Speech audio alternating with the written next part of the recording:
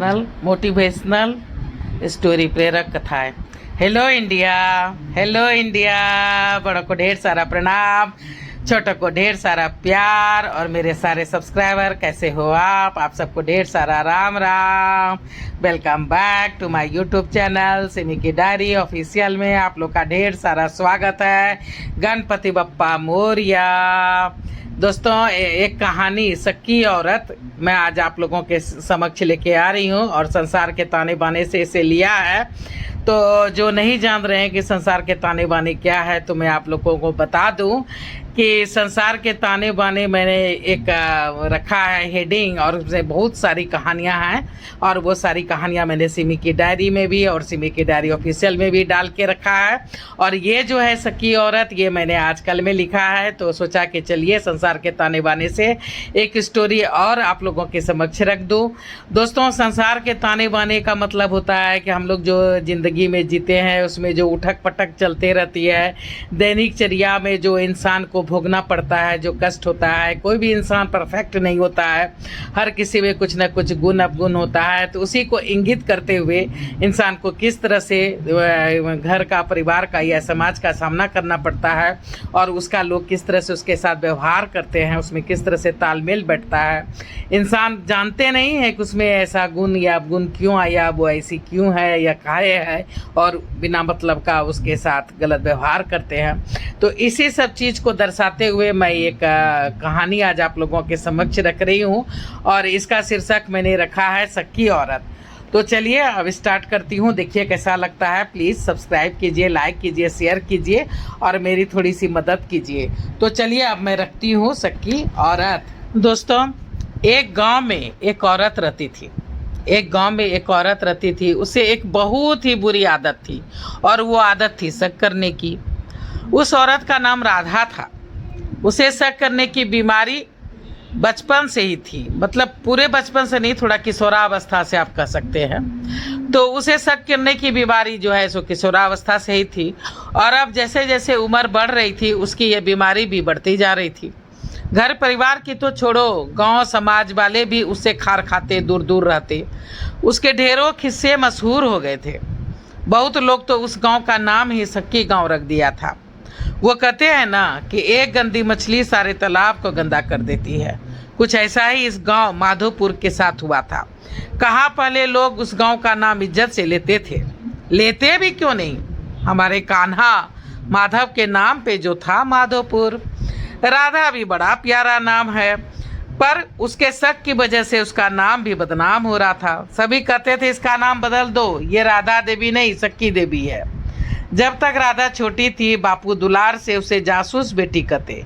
ये मेरी जासूस बेटी है, इसलिए सब पे शक करती है। बातें आई गई हो जाती, पर अब तो पक्ष लेने वाला ना बापू थे और ना ही मोहन। पति की भी मृत्यु हो चुकी थी। बच्चे जो है सो बड़े हो गए थे। पति हमेशा बोलते कि हाँ भाई, शक क्यों नहीं करेगी, शक करना इसका जो है सो अधिकार है और मुझ पर शक करती है तो इसे लगता है कि हाँ ये मुझसे प्यार करती है। तो बातें आई गई हो जाती थी और इसका पक्ष हो जाता था। पति की मृत्यु के बाद जो है सो बच्चे बड़े हो गए थे। दोनों बच्चे बचपन से ही बहुत ही पढ़ने लिखने में तेज थे और दोनों बेटों में बहुत ही आपस में तालमेल अच्छा था। बिल्कुल दोस्त की तरह रहते थे क्योंकि एक ही साल के छोटे बड़े थे। दोनों बाहर अब रहते थे, नौकरी चाकरी बाहर ही करते थे, अक्सर बाहर ही रहते थे। गांव दोनों भाइयों का आना जाना बहुत ही कम होता था। राधा देवी के शक की बीमारी के कारण आए दिन बहू बेटियों में लड़ाई हो जाती थी, इसलिए कोई भी बेटा उसे अपने साथ रखने के लिए तैयार ही नहीं होता था। दुनिया समाज को दिखाने के लिए साल 2 साल में एक बार वो लोग गांव तो आ जाते, पर ठहरते नहीं, क्योंकि ठहरना जो है सो बिल्कुल मुश्किल हो जाता। 2-4 दिन में ही लड़ाई झगड़े शुरू हो जाते। हार फार के सबने राधा को भगवान के भरोसे छोड़ दिया था। घर में किसी चीज़ की कमी नहीं थी, पर राधा गुमसुम रहती। ना ही कोई बोलने वाला, ना ही कोई हंसने वाला, ना ही कोई उसका दुख दर्द बांटने वाला। ना ही कोई कहीं ले जाता, ना ही कोई उसके घर आता। ससुराल मायके सभी से उसका रिश्ता जो है सो टूट चुका था। कोई भी उसका सगा ना था। वो सारा दिन घर में ही काम करते रहती, रोज मंदिर जाती, बाजार से सामान लाती, पर कोई भी उससे बातचीत नहीं करता। बस जो वो बोलती लोग सुन लेते, जो वो मांगती लोग दे देते और बस खिसक लेते। बेचारी राधा दो मीठे बोल सुनने के लिए तरस तरस जाती। ना ही कोई सगी सहेली, ना ही कोई बहन भाई। उसे फोन तो दे रखा था बेटों ने, घर में फोन लगा रखा था, पर कभी भी उसका फोन उठाता ही नहीं था। मजबूरन उसने भी उसे डिब्बा समझकर फेंक रखा था। हाँ, कभी कदार जब उन दोनों को इस पर दया आ जाती थी तो फोन घुमा लेता था। शादी ब्याह में लोग मजबूरन ना चाहते हुए भी रिश्तेदारी कह के लोग बिरादरी समझ करके उसे बुला तो लेते, पर उसे अनदेखा ही करते। वे बातें करना चाहती, कुछ कहना चाहती, पर लोग बहाना बना करके निकल जाते, कन्नी काट लेते। वो दर्द भरी मुस्कुराहट मुस्कुरा के रह जाती। इन सब का नतीजा अब ये हुआ कि वो चिड़चिड़ी हो गई थी। उसका गुस्सा जो है सो वो बढ़ता जा रहा था। बिना बात का कभी कभी खूब हंसती, तो बिना बात का कभी कभी खूब चिल्लाती, चिखती और रोने लगती। अगल बगल के घर वाले झांक के देख तो लेते, पर कोई भी ये देखने नहीं आता कि कहीं ये बीमार तो नहीं, ये ऐसे कुछ चाहिए तो नहीं। उड़ते उड़ते ये खबर दोनों बेटों तक पहुंची तो उन्होंने सोचा कितना बड़ा घर है, आधे को भाड़े पे दे देते हैं। कोई माँ से बात करे ना करे, पर घर भरा भरा रहेगा तो माँ को अच्छा लगेगा। राधा भी खुश हो गई, बोली हाँ हाँ लगा दे भाड़ा, तुम लोग तो आके रहते नहीं, मैं उन लोगों को देख कर ही खुश हो जाऊंगी। सब जगह ये बात फैल गई कि सखी देवी का घर भाड़े पे देना है, कोई लेगा, पर कोई भी तैयार नहीं हुआ। बेटे लोग परेशान हो वापस चले गए। इसी बहाने घर की मरम्मती, पोचारा, साफ सफाई सब कुछ अच्छे से हो गया। एक ही आंगन में दो घर पहले से ही बने हुए थे। एक राधा देवी के पति के थे और एक राधा देवी के पति के बड़े भाई यानी उसके भैंसुर के थे। उनके भैंसुर बाहर ही बस गए थे, इसलिए उन्होंने अपने हिस्से की ज़मीन और घर अपने छोटे भाई को ही बेच दी थी।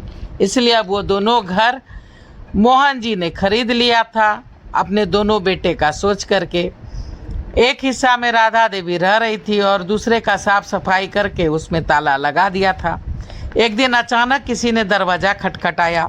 राधा देवी ने खोला तो देखा एक खूबसूरत सा नौजवान खड़ा है। क्या बात है बेटा, सुना है आपका घर खाली है, रेंट पर मिलेगा क्या? राधा डर गई। घर के बाहर खड़े लोग हंस रहे थे। उसने डरते डरते पूछा, इन लोगों ने कुछ नहीं बताया है तुम्हें? लड़का बड़ा ही प्रेम से राधा देवी के पांव छुए और कहा, हाँ बताया तो बहुत कुछ है, फिर भी, हाँ फिर भी आप रखेंगी मुझे? राधा फुट फुट के रो पड़ी। एक अनजान युवक को अपने ऊपर इतना विश्वास देख वो अपने आप को रोक नहीं पाई थी। आइए बैठिए।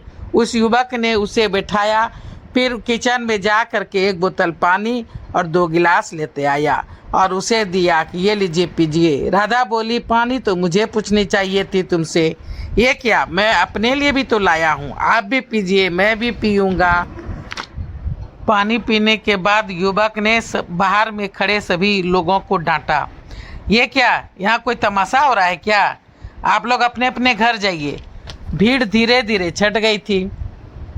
आंटी, मैं आपको आंटी तो कह सकता हूँ ना? हाँ बेटा, भूख लगी होगी, कुछ खाने को लाती हूँ। अरे ये हुई ना बात, मैं भी खाना ही मांगने वाला था। तो राधा जो है उसके लिए खाना ले आई। बहुत टेस्टी खाना है। छक के उसने खाया। आप नहीं खाएंगी? ख़त्म तो नहीं हो गया? नहीं बेटा, शाम में बनाने को मन नहीं करता, मंदिर चली जाती हूँ, वहीं बैठी रहती हूँ, इसलिए दिन में ही ज़्यादा बना लेती हूँ। ओह तब तो ठीक है, आप भी खा लीजिए। आपने खा लिया था क्या? नहीं, खाने ही जा रही थी। ठीक है, आप खा लीजिए, मैं थोड़ी देर सोऊंगा।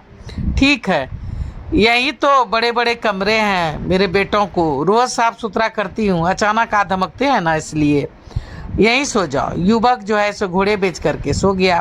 तब तक राधा जो है सो वह दूसरे घर को खोल खाल के उसको साफ सुथरा करके बिल्कुल तैयार कर दिया था। उस युवक ने उठने के बाद कहा कि अरे आपने अकेले इतनी मेहनत क्यों की? मैं तो 2-4 मजदूर बाहर से ले आता और साफ सुथरा करवा लेता। तो राधा ने बड़े ही भोलेपन से जवाब दिया, कोई दाई नौकर हमारे घर नहीं टिकता है बेटा, यहाँ कोई भी नहीं आता। मैं सारा काम खुद ही करती हूँ, इसलिए मुझे काम करने की आदत बनी हुई है। इसलिए सारे काम कर दिया मैंने, और ज़्यादा गंदे भी नहीं थे। इधर ही तो ये सब मरम्मत हुआ है, साफ सफाई हुआ है, पोचारा हुआ है। इसीलिए युवक उसके भोलेपन को ताकता रह गया। तुम्हारा नाम क्या है? मोहन। राधा मुस्कुरा दी। मोहन? मोहन तो आकाश के पिताजी का भी नाम था। अच्छा, हाँ। क्या करते थे वो? यही स्कूल के मास्टर थे। तुम क्या करते हो? वो जो बैंक खुला है ना, मैं उसी में काम करता हूँ। अच्छा, हाँ। आपके बैंक में खाते हैं? नहीं, मेरा पेंशन तो पोस्ट ऑफिस से मिलता है। ओह, शादी हो गई तुम्हारी? हाँ, एक बेटी भी है। यहीं रहोगे? मतलब वो लोग भी रहेंगे? ये गांव है इसलिए पूछ रही हूँ।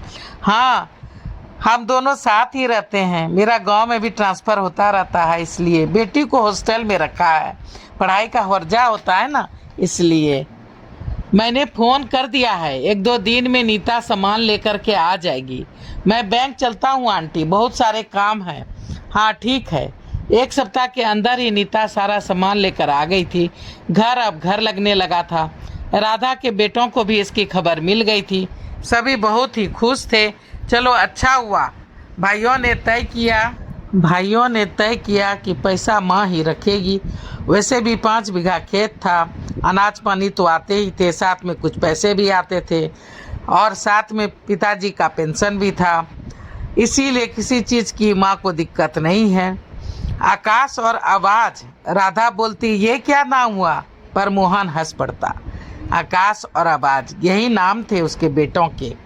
मोहन हंसकर बोलता, तो क्या हुआ? दोनों बेटे पढ़ने में बहुत तेज थे, पढ़ लिख कर ऊंचे ओहदे पे पहुंच गए थे। एक कॉलेज में लेक्चरर था तो दूसरा इंजीनियर था। दोनों ने लव मैरिज किया था। मोहन और राधा को कोई आपत्ति नहीं हुई थी। दोनों बच्चों की खुशी में खुश थे। मोहन की 3 बहनें थी। तीनों बहनों की शादी माँ बाप ही निपटा गए थे। बड़े भाई पढ़ने में तेज थे, रेलवे की नौकरी हो गई थी, वो वहीं रच बस गए थे, और उन्होंने अपनी जगह जमीन और घर मोहन को ही बेच दी थी। इसलिए मोहन ने वह एक ही आंगन में 2 अच्छा सा मकान बनवा दिया था कि इतने बड़े घर में 2 आंगन रहेगा तो दोनों भाइयों का हो जाएगा। पर अभी तो दोनों अकेले। दोस्तों, अभी तक मैंने इसका पहला भाग रखा है, सखी औरत का। फिर अगला भाग मैं आप लोगों के समक्ष रखूँगी। अभी तक रखा जैसे कि मोहन और राधा ने जो है सो दोनों बेटों की परवरिश अच्छे से की। एक इंजीनियर है, एक लेक्चरर है। और मोहन ने अपने भाई से उसका घर और ज़मीन इसलिए ख़रीद लिया था कि ताकि दोनों भाई बेटों के लिए एक अच्छा सा इंतज़ाम हो सके। एक ही आंगन में दोनों का मकान बना दिया था ताकि सब मिलजुल कर प्रेम से रह सकेंगे। पर सभी बाहर ही रहते थे, और रिटायर होने के बाद कुछ ही दिन तो मोहन और राधा उस घर में रह पाए, क्योंकि मोहन की तो रिटायर होने के कुछ ही दिन के बाद 2-3 साल के बाद ही डेथ हो चुकी थी, और पूरे घर में राधा अकेले रह गई थी। तो अब अगला भाग तो दोस्तों, सखी औरत का पहला भाग मैं यहीं पे समाप्त करती हूँ। दूसरा भाग लेके फिर आऊँगी। पहली बार चैनल पे आए हैं तो सब्सक्राइब कीजिए, कमेंट्स कीजिए, लाइक कीजिए, बेल बटन ज़रूर दबाइएगा, ऑल का बटन ज़रूर दबाइएगा, ताकि जब जब मैं वीडियो डालूंगी तो आप लोग को नोटिफिकेशन मिलेंगे। अब मैं अपनी वाणी को यहीं पे विराम देना चाहती हूँ। जय भोलेनाथ, हर हर महादेव। और आप लोग को ढेर सारा थैंक्स, मेरा वीडियो को देखने के लिए ढेर सारा थैंक्स। Thank you.